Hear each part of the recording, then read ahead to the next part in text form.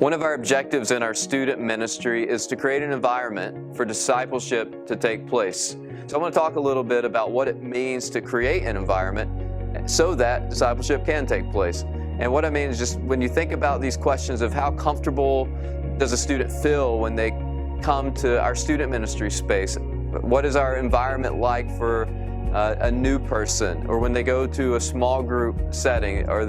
Is the environment created so that it can propel discussion and so that the setting that we have isn't distracting? All these things should be taken into consideration when we're leading students, especially in a small group setting like Sunday school.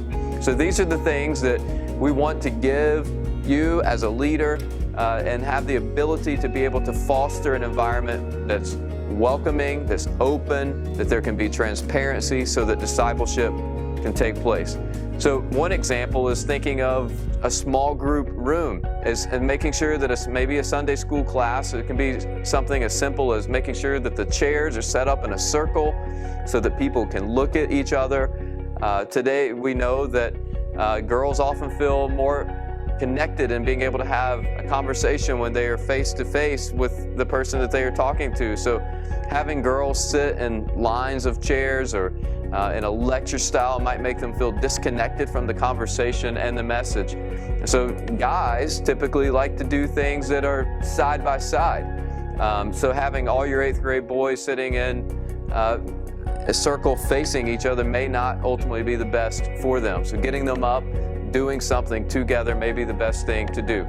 Also in our classrooms, we want to encourage positive but not necessarily distracting ways of giving energy to the room. So when you walk into a room that just has blank walls and bright fluorescent lights, all these things can be things that can distract us. So we can decorate the walls, we can put things on bulletin boards that focus our attention on glorifying God. Putting up scripture posters or having a prayer request board will help students feel more connected in their small group setting.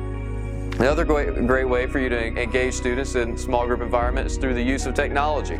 Playing music as students walking in, using your computer or TVs or clips can help students stay focused and understand some of the things better. So while we don't want our students to be so dependent on technology in a way that's distracting, we want them to use it in a way that encourages discussion and openness with one another. So again, our goal is to create an environment for discipleship to take place where students feel safe, where they feel that they're able to connect with one another, connect with God, and helping them be guided into their spiritual walk. So by making sure that your small group room is set up, clean, free of clutter and distraction, making it personal might help our students be able to begin to increase their step and becoming more like Christ.